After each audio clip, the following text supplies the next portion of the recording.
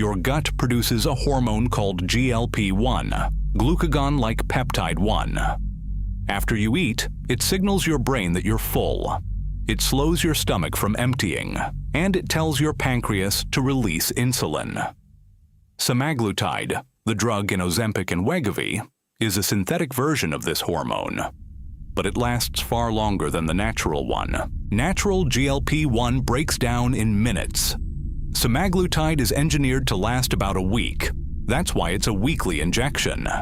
It binds to GLP-1 receptors in 3 places: your stomach, slowing gastric emptying so food sits longer and you feel full faster; your pancreas, triggering insulin release only when blood sugar is elevated; and your hypothalamus, the brain's appetite control center, reducing hunger signals at the source. The stomach and pancreas effects were understood for years. That's why GLP-1 drugs were originally developed for type 2 diabetes.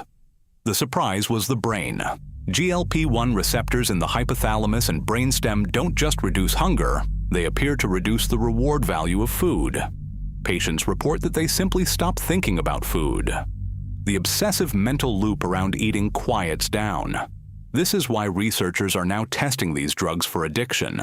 The reward pathway overlap is significant. In clinical trials, semaglutide at the 2.4 mg dose produced average weight loss of 15 to 17% of body weight over 68 weeks. For a 250-pound person, that's 37 to 42 pounds.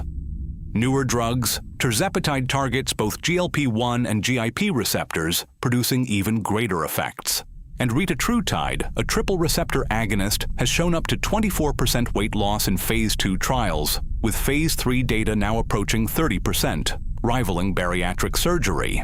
The catch: these drugs don't cure obesity, they manage it. Studies show that within a year of stopping semaglutide, patients regain roughly 2/3 of the weight they lost.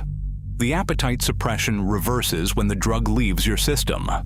This means most patients face long-term or indefinite use, which raises questions about cost, access, and side effects. GLP-1 drugs didn't invent a new mechanism, they amplified one your body already has. The implications for obesity, diabetes, heart disease, and potentially addiction are still unfolding.